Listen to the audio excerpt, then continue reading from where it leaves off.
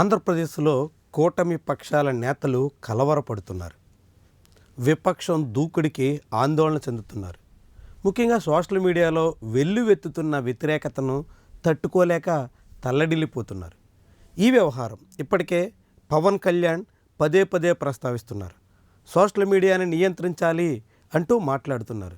Janasena party meeting జరిగితే social మీడియాని ఎలా నియంత్రించాలి అన్నదే ప్రధానమైన ఎజెండా. తెలుగుదేశం పార్టీ సమావేశం జరిగితే సోషల్ మీడియాని ఎలా కట్టడి చేయాలి అన్నదే ముఖ్యమైనటువంటి అంశం. చివరికి సీఎం ప్రెస్ మీట్ పెడితే సోషల్ మీడియా మీదే దుమ్మెత్తి పోస్తున్నటువంటి వైనం. ఇట్లా ఉప ముఖ్యమంత్రి దగ్గర నుంచి ముఖ్యమంత్రి వరకు అందరి నోట social media social media social media. YSRCP cadre social మీడియాలో ప్రదర్శిస్తున్న దూకుడికి తెలుగుదేశం పార్టీ నేతలు తలలు పట్టుకుంటున్నట్టు కనిపిస్తుంది. తెలుగుదేశం పార్టీతో పాటు జనసేన నేతలు కూడా తీవ్రంగా ఆందోళన చెందుతున్నట్టు భావించాల్సి ఉంటుంది. ఒకవైపు తెలుగుదేశం పార్టీకి వైఎస్ఆర్సీపీ నుంచి వస్తున్నటువంటి సెగకు తోడుగా సామాన్యులు కూడా చాలామంది తమ వ్యతిరేకతను, అభిప్రాయాలను, ప్రభుత్వ వైఫల్యాలను సోషల్ మీడియా వేదికగా ఎండకడుతున్నారు. దీంతో ప్రభుత్వం చాలా పెద్ద తలనొప్పిని భరించాల్సిన పరిస్థితి వచ్చింది. ఈ తలనొప్పి నుంచి తప్పించుకోవడం ఎలా అన్నదే ఇప్పుడు చంద్రబాబుకి, పవన్ కళ్యాణ్కి ముఖ్యమైనటువంటి కర్తవ్యంగా మారిపోతుంది. ఆఖరికి క్యాబినెట్ భేటీ జరిగిన సోషల్ మీడియాలో వస్తున్నటువంటి వార్తాంశాల గురించే చాలాసేపు చర్చించే పరిస్థితి వచ్చేస్తుంది. ఇంతగా సోషల్ మీడియా ఇప్పుడు ప్రభుత్వాన్ని వెంటాడుతున్నట్టు కనిపిస్తుంది.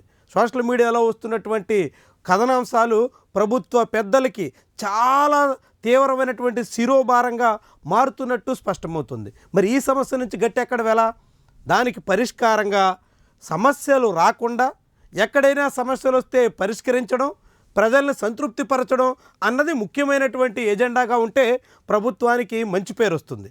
సమస్యల నుంచి ప్రజల్ని గట్టెక్కిచ్చే ప్రయత్నం చేస్తున్నారు అనే గుర్తింపు దక్కుతుంది. కానీ ఈ ప్రభుత్వం అందుకు భిన్నంగా ఆలోచిస్తుంది. సమస్యలు పరిష్కరించడం మాట పక్కన పెట్టి సమస్యలు ఎన్నున్నా ప్రజలెవరు సైలెంట్గానే ఉండాలి తప్ప పల్లెత్తు మాట అనకూడదు అని ఆశిస్తోంది. అందుకు తగ్గట్టుగా సోషల్ మీడియాను నియంత్రిస్తాం అని బెదిరిస్తోంది. సోషల్ మీడియా కట్టడి చేసేదానికి పూనుకుంటోంది. సోషల్ మీడియా కోసం ప్రత్యేకంగా చట్టం చేస్తాం అని కూడా చెప్పుకొస్తుంది. చాలా విడ్డూరంగా ఉన్నటువంటి వ్యవహారం. ఇదే తెలుగుదేశం పార్టీ 2019 నుంచి 24 వరకు పూర్తిగా సోషల్ మీడియాని ఒక ఆయుధంగా వాడుకోవాలి అంటూ పిలుపిచ్చింది. అందుకోసం తెలుగుదేశం పార్టీలో ఐటీడీపీ అంటూ ఒక ప్రత్యేకమైనటువంటి వింగ్ని ఏర్పాటు చేసింది. దాంతోపాటుగా ప్రశాంత్ కిషోర్ నుంచి రాబిన్ శర్మ వరకు అనేక మంది స్ట్రాటజిస్టులు అనేటువంటి పేరుతో హైర్ చేసుకుని వాళ్ళ సోషల్ మీడియా విభాగాలను కూడా పూర్తిగా వినియోగించుకుంది. సోషల్ మీడియా ద్వారా జగన్మోహన్ రెడ్డిని బదనాం చేసేదానికి ప్రయత్నం చేసింది. అవన్నీ అప్పుడు చేసి ఇప్పుడు మాత్రం సోషల్ మీడియాలో ఎవరు పోస్ట్ చేయకూడదు, సోషల్ మీడియాలో ఎవరు ప్రశ్నించకూడదు, సోషల్ మీడియాలో ఎవరు నిలదీయకూడదు, సోషల్ మీడియాలో ఎవరు ప్రభుత్వ వైఫల్యాల్ని ఎండగట్టకూడదు అని ఈ ప్రభుత్వం ఆశిస్తున్నటువంటి వైనం ద్వంద్వ నీతికి నిదర్శనంగా కనిపిస్తుంది. మరి ఇంతగా సోషల్ మీడియాకి పవన్ కళ్యాణ్ నుంచి చంద్రబాబు వరకు అందరూ కలత చెందాల్సిన పరిస్థితి ఎందుకు వస్తుంది?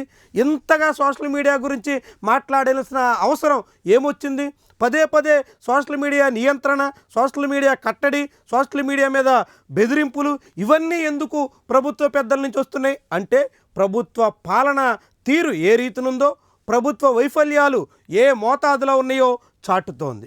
ప్రభుత్వం తీవ్రంగా విఫలమవుతున్నటువంటి అనేక అంశాల్లో సామాన్యులు సైతం విరుచుకుపడుతున్నారు. ప్రభుత్వాన్ని తీవ్రంగా ప్రశ్నిస్తున్నారు.